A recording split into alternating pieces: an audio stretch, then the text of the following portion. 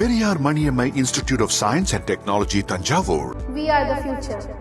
இந்தியாவின் முன்னணி தகவல் தொழில்நுட்ப நிறுவனங்களான டாடா கன்சல்டன்சி சர்வீசஸ், இன்ஃபோசிஸ், விப்ரோ ஆகியவை கடந்த 5 ஆண்டுகளில் சுமார் 8.43 லட்சம் கோடி ரூபாய் சந்தை மதிப்பை இழந்துள்ளதாக பர்கண்டி பிரைவேட் ஹியூரன் இந்தியா 500 என்ற அமைப்பின் அறிக்கையில் தெரியவந்துள்ளது. இந்த பட்டியலில் அதிக அளவில் சரிவை சந்தித்த நிறுவனமாக TCS உள்ளது. அதன் சந்தை மதிப்பு 4.14 லட்சம் கோடி ரூபாய் குறைந்து 8.95 லட்சம் கோடி ரூபாயாக உள்ளது. இன்ஃபோசிஸ் 2.72 லட்சம் கோடி ரூபாயையும் விப்ரோ 1.57 லட்சம் கோடி ரூபாயையும் இழந்துள்ளன. இந்த சரிவு நிறுவனங்களின் தரவரிசைகளிலும் தாக்கத்தை ஏற்படுத்தியுள்ளன. 5 ஆண்டுகளுக்கு முன்பு இந்தியாவின் மிக மதிப்புமிக்க நிறுவனங்களில் 2வது இடத்தில் இருந்த TCS தற்போது 5வது இடத்திற்கும் 4வது இடத்தில் இருந்த இன்ஃபோசிஸ் 9வது இடத்திற்கும் சரிந்துள்ளது. விப்ரோ 19 இடங்கள் பின்தங்கியுள்ளது.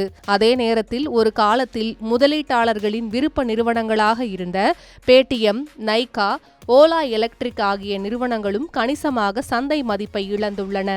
அதேபோல Asian paints, Dabur India, Nirma, Jubilant food works போன்ற நுகர்வோர் நிறுவனங்களும் கடுமையான பின்னடைவை சந்தித்துள்ளன. அதானி டோட்டல் கேஸ் மற்றும் அதானி எனர்ஜி சொல்யூஷன்ஸ் நிறுவனங்களும் பட்டியலில் இடம்பெற்றுள்ளன. ஹிண்டன்பர்க் அறிக்கைக்கு பிறகு மீட்சியடைந்தாலும் அவை முந்தைய உச்ச மதிப்பை இன்னும் எட்டவில்லை என அறிக்கை சுட்டிக்காட்டுகிறது. மறுபுறம் முதலீட்டாளர்களின் கவனம் தற்போது தொலைத்தொடர்பு, வங்கி, உள்கட்டமைப்பு, உற்பத்தி, பாதுகாப்பு மற்றும் புதுப்பிக்கத்தக்க எரிசக்தி துறைகளுக்கு மாறியுள்ளது. Bharti Airtel, ICICI bank, Larsen and Toubro, Adani power, NSE ஆகியவை கடந்த 5 ஆண்டுகளில் அதிக மதிப்பை பெற்ற நிறுவனங்களாக உருவெடுத்துள்ளன. இந்தியாவின் அடுத்த கட்ட பொருளாதார வளர்ச்சியை இந்த துறைகளே முன்னெடுக்கும் என்ற நம்பிக்கையால் முதலீடுகள் அதிகரித்து வருவதாக அந்த அறிக்கை குறிப்பிடுகிறது.